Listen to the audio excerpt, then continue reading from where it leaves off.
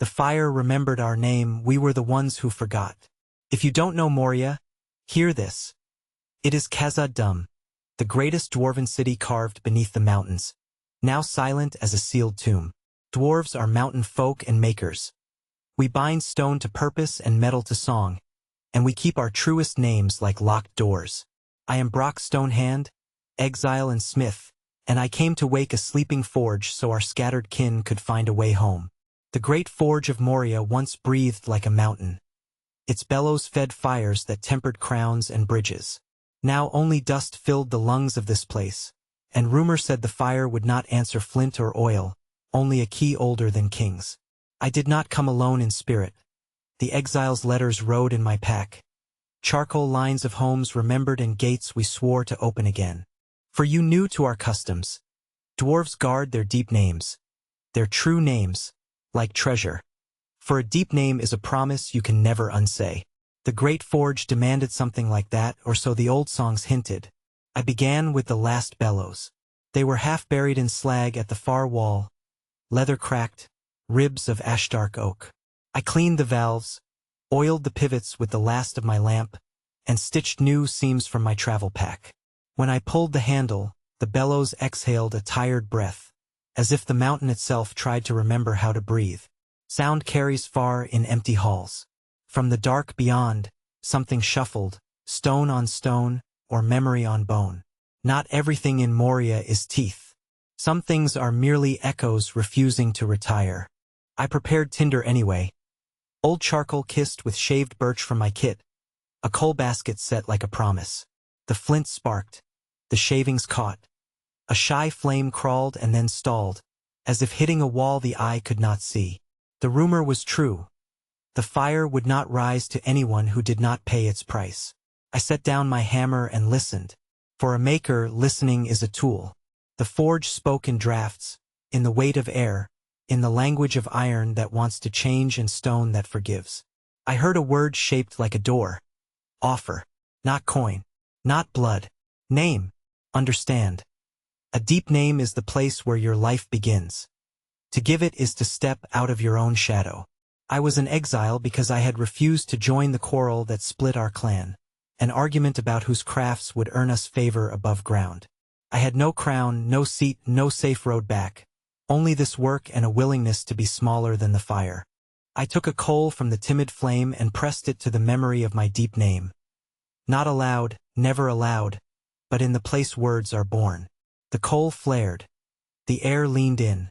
The bellows handle tugged as if gripped by a polite, invisible hand. I pushed, and the forge inhaled. I pulled, and the forge exhaled. We found a rhythm older than the quarrel, older than exile. Flames flowered up the throat, painting the forge face in sunrise colors I had not tasted since boyhood.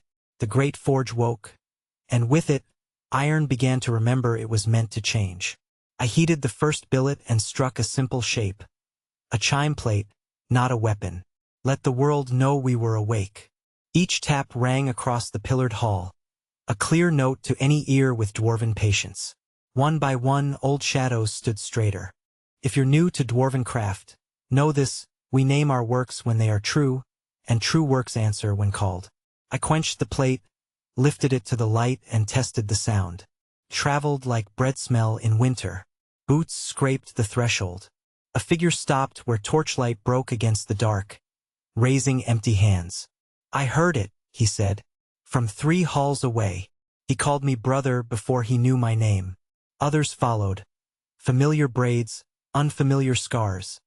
Exiles drawn by a promise a forge alone could speak. We stoked. We mended. We shared water and bread. And every time the bellows sighed, I felt the tug where my deep name had once waited me. To light the fire I had paid. The price was simple and absolute. I could no longer speak or be answered by my deep name. In its place, the others named me Kindler. A work name, rough but true, to fit like a gauntlet. A tool, not a crown. We set a plan. Ring the foundry chimes at dawn and dusk for 7 days, so every wandering cousin might catch the road by ear. Not all who heard would bless us. Things live in old halls that like warmth for wrong reasons. We barred side doors, set pickets, and forged narrow-bladed tools.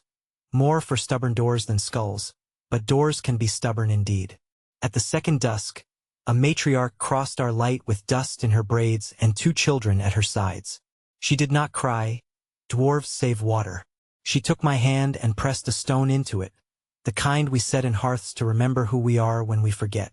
Kindler, she said, using the name the forge had earned me. This place breathes again. What do you ask in return? Bring your weariness, I said. Bring your good work. Bring the ones who think they have nothing left to bring. A rumble rolled through the lower hall, stone complaining like a stomach. Creatures or falling memory. We readied anyway. When 3 misshapen things skittered into the light, we gave them a simple lesson in hammers and unity. They fled. We kept forging. Dawn returned and the chimes sang. Their notes climbed air shafts and threaded the mountain like lanterns on wind. In those notes I heard the echo of the price again, and I did not regret it. A deep name is for a self. A forge name is for many. You asked earlier what Moria is. I tell you now what it can be. Not a tomb, not a boast, but a workshop where lost hands remember their cleverness. We rehung doors, refaced cracked anvils, mapped safe tunnels, and sang work songs that do not need fine voices, only honest lungs. On the 7th evening, we banked the fire and let the mountain cool its face. The quiet was no longer empty. It was full. A child tugged my sleeve. Kindler, he said. What was your first name? I smiled and shook my head. This one is enough. The fire remembered our name. That was the work. We had remembered each other. That was the miracle. If this tale found you, subscribe for more journeys, leave a like, and share it with a friend who loves stories well forged. Tell me in the comments, what name would you give to the first thing you make with your own hands?